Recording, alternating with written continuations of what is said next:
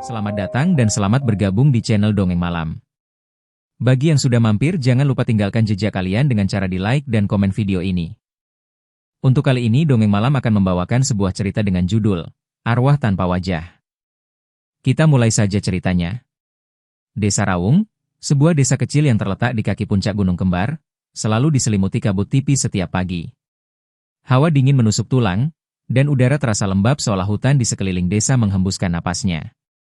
Gunung Kembar menjulang seperti dua raksasa kembar yang tidur abadi, puncaknya jarang terlihat karena selalu tertutup awan putih.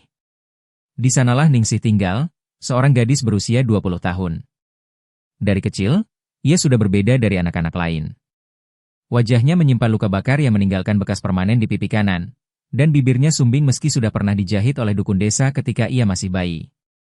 Itu cukup bagi warga Raung untuk menjadikannya bahan cemoohan seumur hidup. Wajahnya bawa sial, begitu gumam orang-orang setiap kali Ningsih lewat. Anak-anak kecil sering melemparinya batu kecil sambil menertawakan, "Ningsih tanpa wajah." Ironisnya, sebutan tanpa wajah itu melekat padanya sejak lama, jauh sebelum arwahnya benar-benar menjadi hantu tanpa wajah. Ningsih tinggal bersama Ratmi, ibunya, di sebuah rumah reot berdinding anyaman bambu. Ayahnya, Jatmiko, jarang pulang dengan kepala waras. Hampir setiap malam ia mabuk tuak, memaki istrinya, dan sesekali melayangkan tangan kasar pada Ningsih. Namun, meski hidupnya penuh luka, Ningsih memiliki sesuatu yang tidak dimiliki orang lain, suara merdu. Ia sering bernyanyi pelan saat merajut di depan rumah, lagu-lagu Jawa lama yang diwarisi ibunya. Suaranya membuat angin malam terasa lebih syahdu, meski sayangnya, hampir tak ada yang mau mendengarkannya. Kecuali Surya. Surya, pemuda berusia 25 tahun, adalah satu-satunya yang masih sering menyapa Ningsih tanpa mengejek. Ia bekerja sebagai buruh kebun teh di lereng gunung. Berbeda dengan pemuda lain, Surya lebih tenang dan sopan. Setiap kali melewati rumah Ningsih, ia menyempatkan berhenti untuk sekadar berkata, "Pagi Ningsih," atau kadang memberinya buah tangan kecil seperti pisang atau ubi dari kebun. Namun, kebaikan itu justru menimbulkan masalah. Beberapa pemuda desa, terutama Bayu, sahabat Surya, sering mengejek, "Hati-hati, Sur. Kalau kebanyakan dekat sama Ningsih, nanti apes loh." Katanya yang lihat wajahnya bisa kena sial. Surya hanya tersenyum tipis, tidak menanggapi. Tapi di dalam hatinya, ia merasa iba. Ia tahu Ningsih tidak bersalah, hanya nasib yang menempatkannya di posisi itu. Hari-hari berlalu, dan rasa terasing itu makin menekan batin Ningsih. Puncaknya, ketika suatu malam desa Raung mengadakan pesta panen di balai desa. Semua warga berkumpul dengan gembira. Ningsih datang diam-diam bersama ibunya, hanya ingin melihat keramaian dari jauh. Ia menutup wajahnya dengan selendang lusuh. Namun, kepala desa Pak Samin segera melihatnya. Dengan nada tegas ia berkata di depan orang banyak, "Ratmi, kenapa kau bawa anakmu itu ke sini? Kau mau panen kita gagal?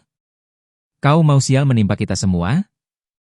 Seisi balai desa hening, lalu terdengar bisikan-bisikan. Lastri, teman masa kecil Ningsih, tertawa kecil dan berbisik pada pemuda lain, "Lihat, dia masih berani datang ke sini." Seorang pemuda menambahkan dengan suara keras, "Ningsih, wajahmu itu bikin padi kita busuk." Gelak tawa meledak. Semua mata menatapnya dengan jijik. Ratmi mencoba menarik Ningsih keluar, tapi sebelum sempat melangkah, Surya berdiri dari kursinya. "Pak Samin, tidak seharusnya begitu. Ningsih tidak pernah menyusahkan siapapun," katanya lantang. Namun, bukannya tenang, warga malah semakin ramai. Bayu menepuk bahu Surya dan berbisik, "Sur, jangan ikut campur. Ini buat kebaikan desa." Malam itu, Ningsih pulang dengan hati hancur. Ia tidak lagi menangis. Air matanya sudah kering. Dalam hatinya, hanya ada satu pikiran, dunia tidak pernah menerima dirinya. Beberapa hari kemudian, kabar buruk itu datang. Ningsih menghilang dari rumah. Ratmi menangis histeris mencari anaknya, sementara Jatmiko mabuk tak peduli. Surya yang mendengar kabar itu ikut mencari, menyusuri jalan setapak menuju hutan di kaki Gunung Kembar. Di bawah sebuah pohon besar yang akarnya menjalar seperti ular, mereka menemukannya. Tubuh Ningsih tergantung dengan seutas tali kain jarik yang melilit lehernya. Matanya terpejam, wajahnya pucat, dan selendang lusuhnya terhempas oleh angin malam. Ratmi jatuh pingsan. Surya terdiam, dadanya sesak. Warga desa yang ikut mencari hanya berbisik-bisik. Sudah kuduga, wajah buruk itu pasti akan membawa celaka. Bagus kalau sudah pergi. Tak ada doa. Tak ada belas kasih. Yang tersisa hanyalah ketakutan dan kebencian. Namun, mereka tidak tahu, malam itu adalah awal dari teror yang tidak akan pernah mereka lupakan. Malam itu desa Rawung diliputi kesunyian yang ganjil. Setelah jasad Ningsih diturunkan dari pohon besar, warga hanya menguburnya seadanya di pemakaman desa. Tidak ada doa panjang, tidak ada upacara khusus.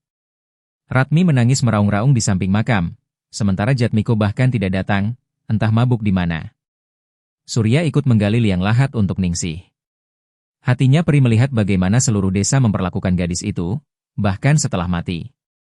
Saat tanah terakhir menutup jasad Ningsih, Surya berbisik pelan. Maafkan mereka, Ningsih. Semoga kau tenang di sisi Tuhan. Namun, jauh di dalam tanah, arwah Ningsih tidak pernah mendengar doa itu. Yang ia dengar hanyalah ejekan, cemoohan, dan kebencian yang selama ini menghantui hidupnya. Kegelapan menyelimuti jiwanya, dan amarah perlahan tumbuh, menyatu dengan hutan yang menjadi saksi kematiannya. 3 malam setelah penguburan, warga desa mulai resah. Beberapa pemuda yang pulang larut dari balai desa mengaku melihat sosok perempuan berdiri di tepi jalan setapak menuju hutan. Perempuan itu berdiri kaku, dengan selendang lusuh menutupi wajahnya. Awalnya mereka mengira itu Ratmi. Namun, ketika didekati, sosok itu menoleh perlahan. Tidak ada wajah, hanya kulit putih pucat tanpa mata, hidung, maupun mulut. Pemuda-pemuda itu berlari tunggang langgang sambil berteriak histeris. Besok paginya, kabar itu tersebar. Namun, seperti biasa, sebagian warga menertawakan, sebagian lagi ketakutan. Pak Samin kepala desa, berkata tegas. Itu hanya halusinasi. Jangan takut. Jangan ada yang berani bawa nama Ningsih lagi. Semakin diingat, semakin kuat gangguannya. Tapi teror tidak berhenti. Malam berikutnya, Lastri, teman masa kecil Ningsih, pulang sendirian dari sumur desa. Di sepanjang jalan, ia merasa diikuti langkah kaki. Suara lirih terdengar dari balik pepohonan, seperti suara nyanyian yang pernah ia dengar dari Ningsih. Lastri berhenti, wajahnya pucat. Ia berbalik, dan dari kegelapan hutan, sosok itu muncul. Perempuan dengan selendang lusuh, rambut panjang tergerai kusut menutupi bahu. Perlahan ia mengangkat kepala. Tidak ada wajah di sana, hanya kulit kosong dengan guratan merah seperti bekas jahitan bibir sumbing. Lastri menjerit dan berlari sekuat tenaga. Keesokan paginya, ia ditemukan pingsan di depan rumahnya, tubuhnya penuh goresan seperti cakaran kuku. Surya menjadi orang yang paling gelisah. Ia mendengar semua cerita itu, tapi tidak bisa diam. Malam keempat, ia sengaja keluar rumah, berjalan menuju hutan dengan membawa obor kecil. Langkahnya berat, namun hatinya yakin. Kalau memang itu kau, Ningsih, aku ingin tahu kenapa kau kembali, gumamnya. Hutan puncak kembar sunyi. Kabut turun tipis, dan suara jangkrik mendominasi malam. Surya berhenti di bawah pohon besar tempat Ningsih dulu menggantung diri. Angin berhembus pelan, membuat obornya berkedip. Tiba-tiba, ia mendengar suara lirih. Suara nyanyian perempuan. Suara yang sama dengan yang dulu sering didengar saat lewat depan rumah Ningsih. Surya menelan ludah. Ningsih? Dari balik kabut, sosok itu muncul. Rambut panjang kusut, selendang lusuh menutupi sebagian wajah. Perlahan sosok itu berjalan mendekat. Surya terpaku, obornya bergetar di tangannya. Ningsih, kalau itu kau, aku tahu kau tidak pantas diperlakukan begitu. Tapi jangan balas dendam, ucap Surya dengan suara serak. Sosok itu berhenti hanya beberapa langkah di depannya. Lalu, dengan gerakan lambat, ia menyingkap selendang. Surya tersentak mundur. Tidak ada wajah. Kulit putih kosong, datar, hanya ada guratan hitam bekas air mata kering menetes dari tempat seharusnya mata berada. Namun, Surya tidak lari. Ia menahan napas, mencoba tetap tenang. Sosok itu mengangkat tangannya yang kurus, menunjuk ke arah desa. Lalu suara berbisik bergema di telinga Surya, meski bibir di wajah kosong itu tidak pernah bergerak.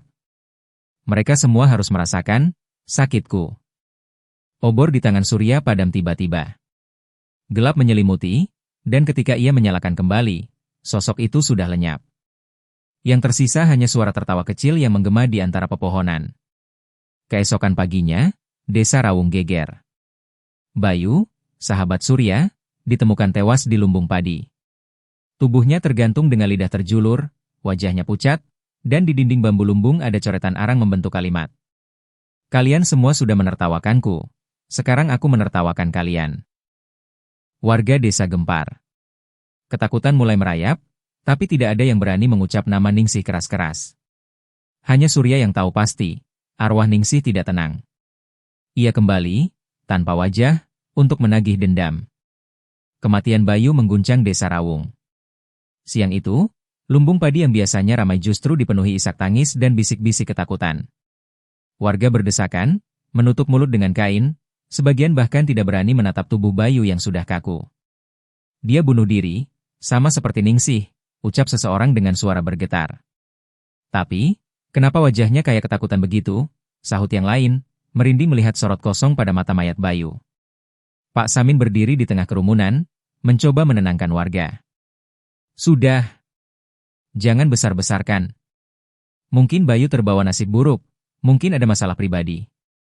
Jangan ada yang mengaitkan ini dengan dia, ujarnya keras, meski keringat dingin mengalir di pelipisnya. Namun, desas-desus sudah menyebar. Beberapa orang bersumpah melihat sosok perempuan tanpa wajah berjalan di pinggir sawah semalam. Ada pula yang mendengar nyanyian lirih mendekati rumah Bayu sebelum ia ditemukan tewas. Surya berdiri agak jauh dari kerumunan. Hatinya bergejolak. Ia tahu ini bukan kebetulan, bukan sekadar bunuh diri. Ia sendiri melihat Ningsih semalam. Sosok tanpa wajah itu masih jelas diingatannya, dan bisikan dendamnya menggema di telinga. Malam berikutnya, teror kembali datang. Lastri, yang dulu paling sering mengejek Ningsih, duduk di kamarnya sambil memeluk lutut. Sejak ia bertemu sosok tanpa wajah di jalan sumur, tidurnya tidak pernah nyenyak. Malam itu ia menyalakan pelita, berharap cahaya bisa mengusir ketakutannya. Namun, dari luar jendela, terdengar suara ketukan pelan. Siapa itu? Suaranya bergetar. Tidak ada jawaban, hanya ketukan yang semakin keras. Dengan gemetar, Lastri mendekati jendela. Ia mencoba mengintip keluar, tapi yang terlihat hanya kabut tebal. Lalu tiba-tiba, wajah kosong menempel tepat di kaca. Tanpa mata, tanpa hidung, hanya kulit putih pucat dengan guratan hitam. Lastri menjerit histeris. Lampu pelita padam seketika, ruangan menjadi gelap gulita. Orang-orang rumahnya berlarian masuk, tapi ketika pintu dibuka, Lastri sudah tergeletak di lantai, mulutnya berbusa, matanya melotot kaku. Dan di dinding kamar, dengan arang yang sama seperti di lumbung Bayu, tertulis kalimat. Siapa yang tertawa terakhir? Desa Rawung benar-benar kacau. Warga ketakutan, sebagian mengungsi ke desa sebelah, sebagian lagi memilih bersembunyi di rumah masing-masing. Anak-anak menangis, orang-orang tua membaca doa-doa, sementara kabar tentang sosok tanpa wajah menyebar semakin liar. Pak Samin berusaha menenangkan, tapi suaranya tidak lagi setegas dulu. Kita akan panggil dukun. Mungkin ada roh jahat yang gentayangan. Jangan sebut nama itu. Jangan sebut namanya. Namun Surya tidak bisa tinggal diam. Malam itu ia menemui Ratmi, ibu Ningsih yang sejak kematian anaknya hanya bisa menangis dan meratap. Bu, kata Surya pelan, apakah Ningsih pernah berkata sesuatu sebelum ia pergi ke hutan? Ratmi mengusap air matanya. Dia hanya bilang, dia lelah. Lelah ditertawakan, lelah jadi aib. Aku nggak bisa berbuat apa-apa nak Surya. Aku terlalu lemah. Suara Ratmi pecah, dan Surya menggenggam tangannya. Bukan salah ibu. Yang salah adalah semua orang yang memperlakukannya tidak manusiawi. Sekarang, dia kembali Bu. Saya melihatnya sendiri. Ratmi terdiam, tubuhnya gemetar. Apa maksudmu, nak Surya? Arwah Ningsih tidak tenang. Dia berubah, menjadi sesuatu yang ditakuti. Ratmi menutup wajahnya dengan kain. Air matanya jatuh deras, bercampur rasa bersalah. Kalau begitu, apa yang bisa kita lakukan? Bagaimana aku bisa menolong anakku? Surya menatap jauh ke arah gunung yang diselimuti kabut. Dalam hatinya, ia tahu jawabannya tidak sederhana. Ningsih sudah terikat dengan dendam, dan dendam itu tumbuh subur di tanah Rawung. Namun ia bertekad, apapun yang terjadi, ia akan mencoba menghentikan arwah itu. Bukan hanya demi warga, tapi demi Ningsih sendiri, yang dulu pernah ia kagumi diam-diam. Malam semakin larut. Surya berjalan kembali menuju pohon besar di hutan, tempat Ningsih mengakhiri hidupnya. Angin berembus dingin, suara burung hantu bersahutan. Di bawah pohon itu, ia duduk bersila, menancapkan obor, lalu berbicara lirih. Ningsih, aku tahu kau marah. Aku tahu mereka menyakitimu. Tapi aku percaya, di dalam hatimu masih ada kebaikan. Aku mohon, hentikan semua ini. Kalau kau butuh seseorang untuk mendengar, aku di sini. Sunyi. Hanya angin yang menjawab. Namun tak lama kemudian, dari balik kabut, suara nyanyian lirih terdengar lagi. Surya menutup mata, menahan rasa takut yang merayap. Ia tahu, malam itu ia tidak sendirian. Pagi berikutnya, desa Rawung sudah seperti kehilangan nyawanya. Jalan-jalan sepi, pintu rumah tertutup rapat. Tidak ada suara anak-anak bermain, tidak ada ibu-ibu menjemur padi. Hanya kabut tipis yang bergelayut malas di antara rumah-rumah. Kabar kematian Bayu dan Lastri membuat semua orang hidup dalam ketakutan. Bahkan mereka yang dulu paling keras menertawakan Ningsih kini tidak berani menyebut namanya. Seolah hanya menyebut itu bisa memanggil arwahnya datang. Pak Samin akhirnya mengambil keputusan. Ia memanggil seorang dukun dari desa tetangga, seorang lelaki tua bernama Ki Darmo. Ki Darmo datang dengan pakaian serba hitam, membawa buntalan kain berisi dupa, kemenyan, dan keris kecil. Warga menyambutnya dengan campuran harapan dan ketakutan. Roh gentayangan itu harus dikurung, kata Ki Darmo dengan suara serak. Aku sudah mendengar kabar tentang gadis itu. Dia mati tidak wajar, dengan hati penuh dendam. Arwah seperti itu tidak akan pernah tenang kecuali. Ia berhenti sebentar, menatap semua orang satu persatu. Kecuali dihentikan dengan paksa. Ratmi, Ibu Ningsih langsung tersungkur menangis. Tidak. Jangan sakiti anakku. Dia bukan setan. Namun warga lain mulai berteriak. Kalau tidak dihentikan, kita semua bisa mati. Kami tidak mau jadi korban berikutnya. Surya berdiri, wajahnya tegang. Pak, jangan sembarangan. Ningsih dulu manusia. Dia menderita karena kita semua. Kalau kita tambah sakiti arwahnya, bukannya berhenti, dia bisa makin marah. Namun suaranya kalah oleh keributan warga. Akhirnya, diputuskan malam itu juga, ritual akan dilakukan di hutan, tepat di bawah pohon besar tempat Ningsih gantung diri. Malam itu, warga berkumpul di hutan. Obor-obor menyala, asap dupa mengepul, dan doa-doa kuno bergema dari mulut Ki Darmo. Ratmi dipaksa duduk di belakang, dijaga dua orang agar tidak menghalangi. Surya berdiri di dekatnya, menatap dengan tatapan penuh waspada. Ki Darmo mulai menancapkan keris kecil di tanah, lalu menaburkan bunga kering di sekitar pohon besar. Suara gendang kecil dipukul oleh asistennya, irama monoton yang membuat bulu kuduk berdiri. Wahai arwah Ningsih, dengar panggilanku, seru Ki Darmo. Kau yang mati tidak wajar, kau yang gentayangan membawa malapetaka, datanglah dan masuklah ke dalam kurungan yang sudah kusiapkan. Udara tiba-tiba berubah dingin. Angin kencang berhembus, membuat obor-obor bergoyang liar. Dari kejauhan terdengar suara nyanyian lirih. Ratmi menutup telinga sambil menangis. Surya menegang, matanya menyapu hutan yang dipenuhi kabut. Lalu, dari balik pepohonan, sosok itu muncul. Perempuan berambut panjang kusut, dengan selendang lusuh menutupi sebagian wajah. Ia berjalan perlahan, suaranya bergema seperti dari dasar sumur. Ki Darmo menggertakkan giginya, lalu mengangkat keris ke atas. Dengan izin leluhur, aku akan mengurungmu. Namun, ketika ia menancapkan keris ke tanah, sesuatu yang tak terlihat mendadak menghantam tubuhnya. Ki Darmo terlempar jauh, menabrak pohon hingga darah menyembur dari mulutnya. Warga menjerit histeris. Obor-obor padam serentak, meninggalkan hanya sinar bulan yang redup. Dan di tengah kegelapan itu, sosok Ningsih menyingkap selendangnya. Tidak ada wajah. Hanya kulit pucat kosong, dengan guratan hitam seolah darah yang mengering. Dari bagian wajah yang datar itu, muncul suara bisikan yang menggema ke seluruh arah. Kalian semua menertawakan aku, sekarang giliran aku menertawakan kalian. Warga berhamburan lari, saling dorong, sebagian terjatuh dan terinjak. Ratmi berteriak memanggil nama anaknya, tapi Surya menariknya, memaksanya mundur. Tiba-tiba, salah seorang pemuda yang dulu sering mengejek Ningsih, terhenti. Tubuhnya kaku, matanya melotot, lalu kepalanya menoleh ke arah yang tidak seharusnya. Dengan suara parau, ia ikut menyanyikan bait lagu yang sama. Sekejap kemudian, tubuhnya jatuh ke tanah, mulutnya robek seolah dipaksa tersenyum. Ratmi menjerit lagi. Surya hanya bisa menariknya lari, sementara suara tawa lirih menggema di belakang mereka. Malam itu, ritual gagal total.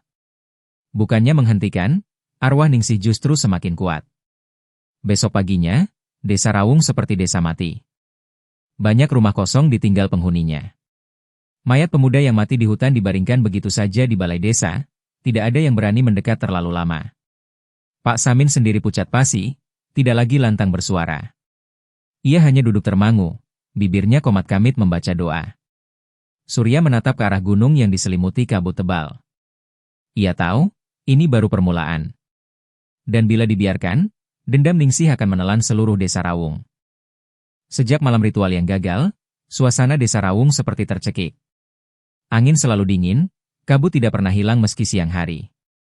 Suara burung-burung menghilang, dan anjing-anjing desa melolong panjang tiap malam, seolah merasakan sesuatu yang tidak terlihat manusia. Warga semakin ketakutan.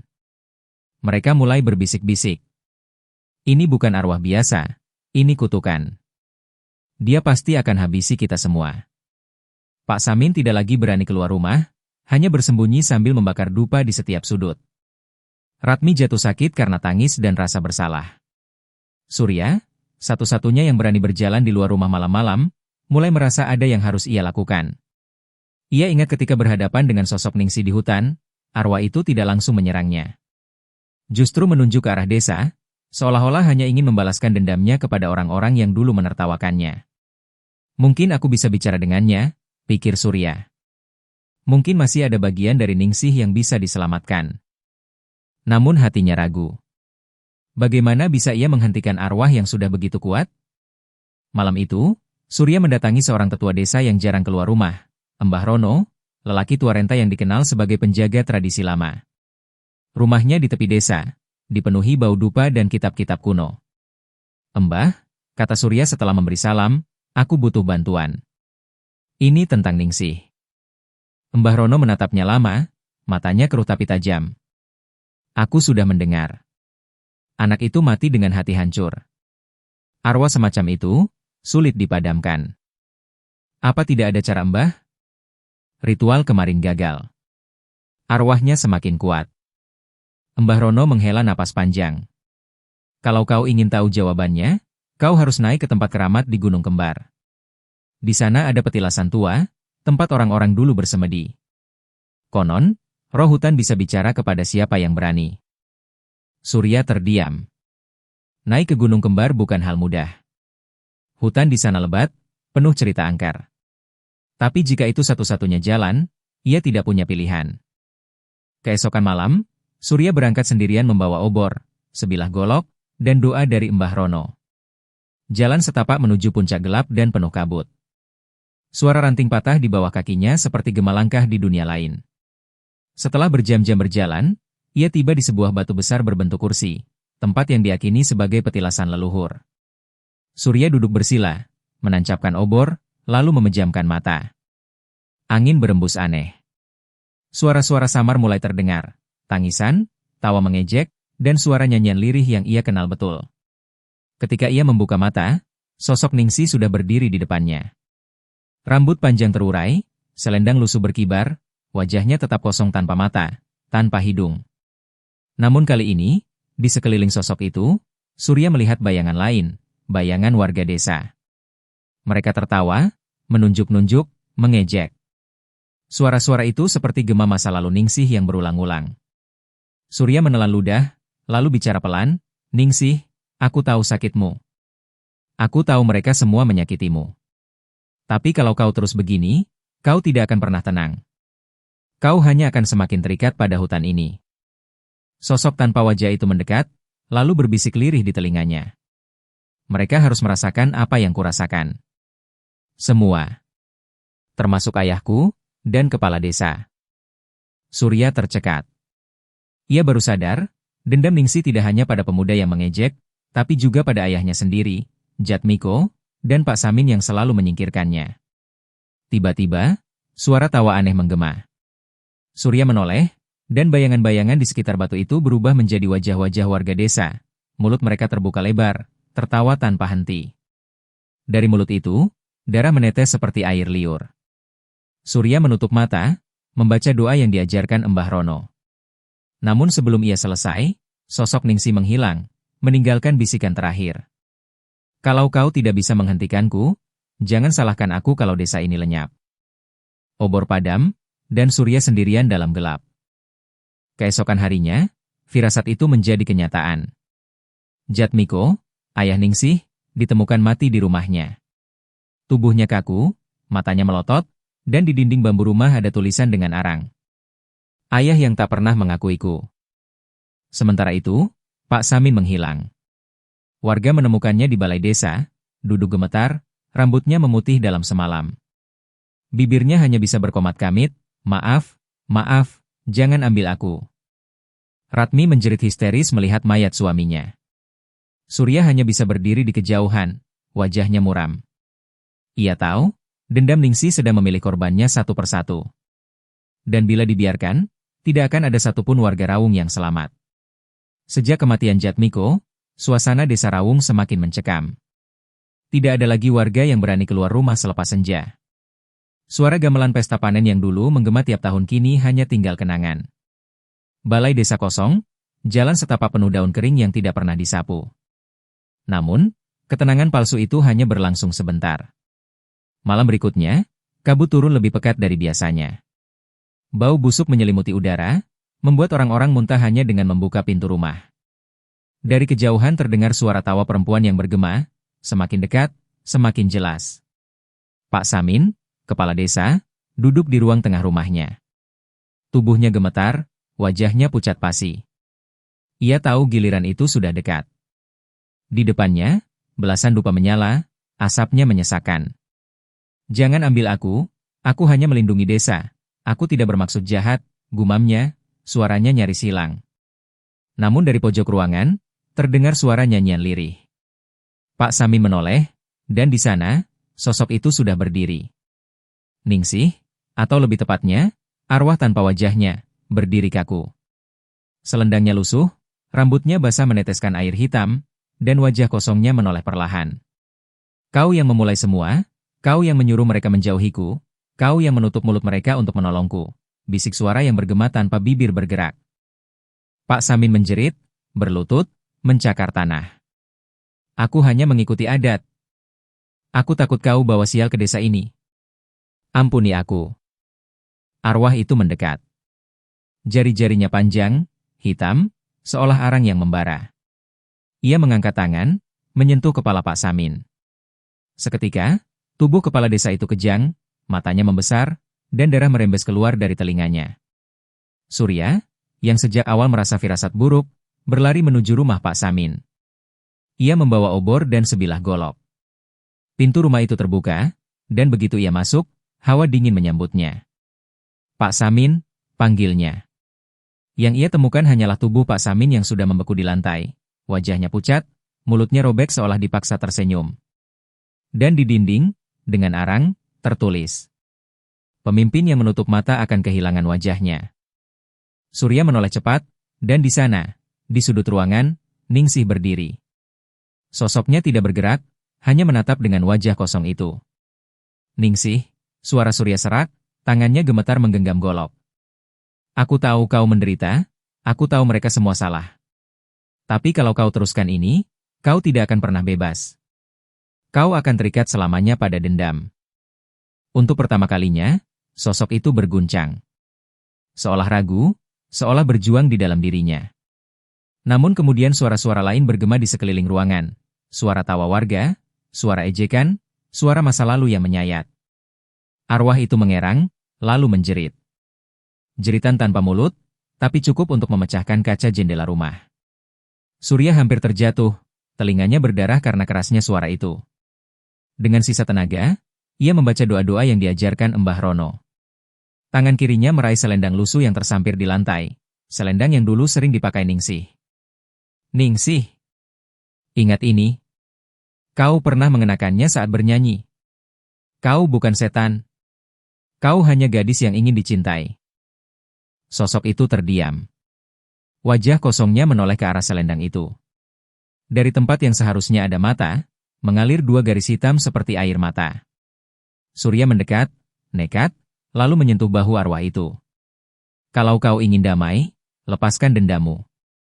Aku akan jadi saksi, aku akan cerita pada dunia tentang siapa dirimu sebenarnya.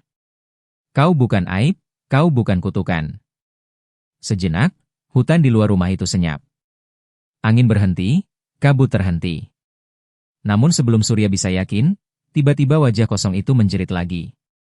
Seluruh ruangan bergetar, kayu rumah retak, dan tubuh arwah itu pecah menjadi kabut hitam yang menyapu keluar, menembus atap.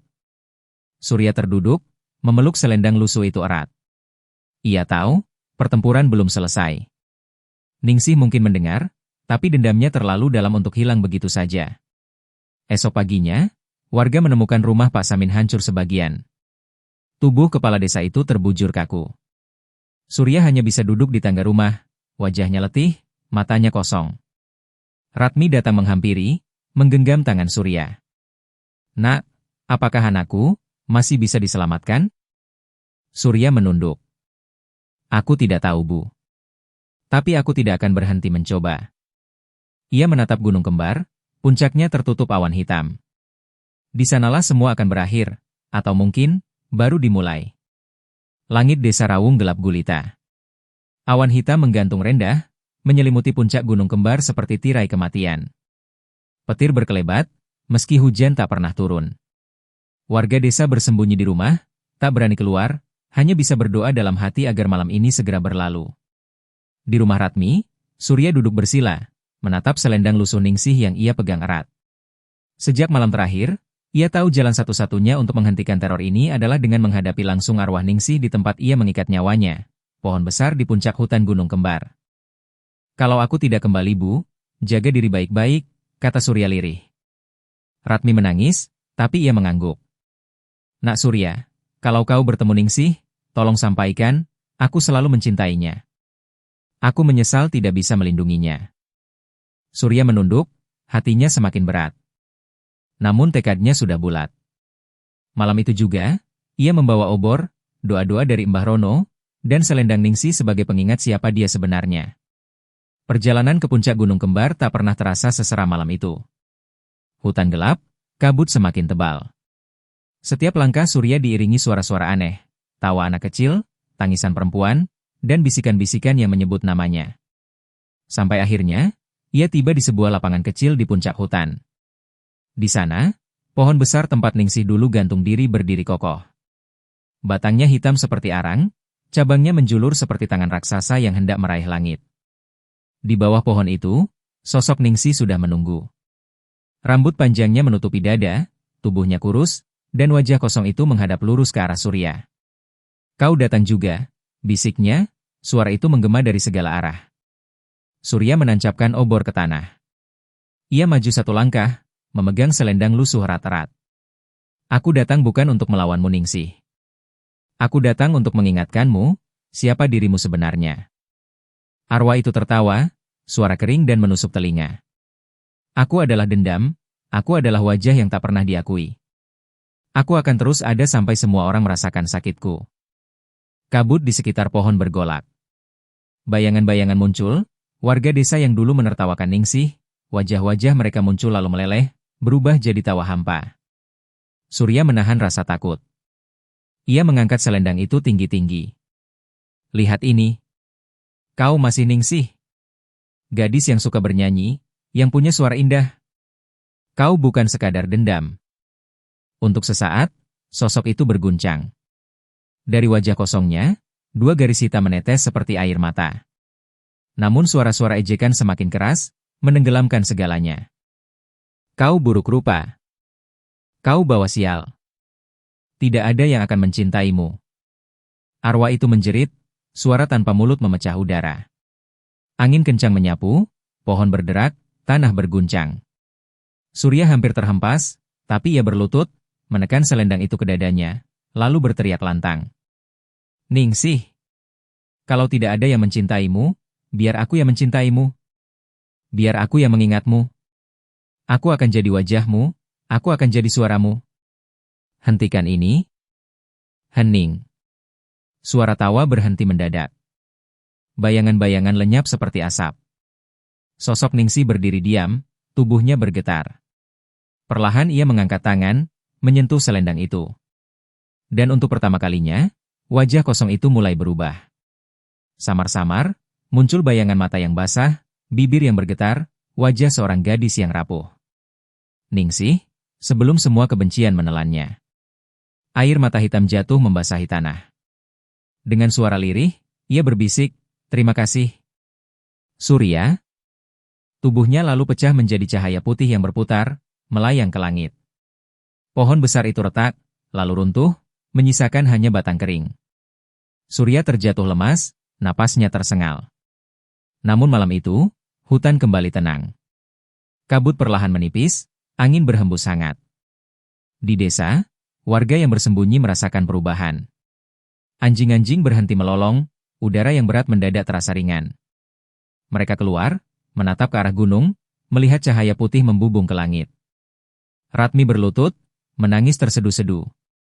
"Pergilah nak, pergilah dengan damai." Sejak malam itu, teror di desa Raung berhenti. Tidak ada lagi suara nyanyian di tengah malam, tidak ada lagi wajah kosong yang menghantui.